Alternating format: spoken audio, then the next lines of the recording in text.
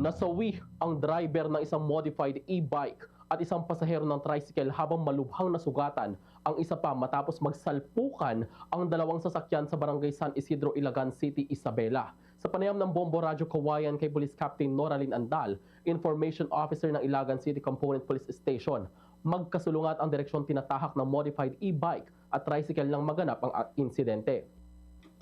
Iikot sana pakaliwa ang tricycle upang pumasok sa isang eskenita nang biglang dumating ang mabilis na modified e-bike at bumangga rito. Batay sa investigasyon ng pulisya at nakuhang CCTV footage, hindi umano nagpa-practice para sa drag racing ang sangkot sa insidente at naglalakbay lamang sa lugar.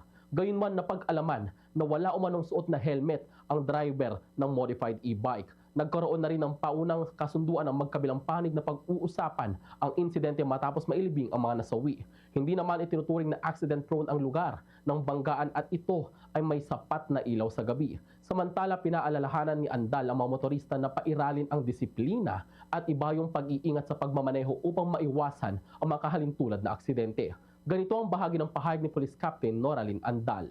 Sa investigation, wala naman pong nagbigay ng kanilang mga statement po nung nagpunta pa ang ating mga investigator, at ito ay napag-alaman na nagta-travel lang po. Base po sa investigasyon at sa CCTV footage na nakuha po. Doon po sa base po doon sa ating mga pinagtangunungan po, wala naman pong naitatalang accident prone po doon sa area.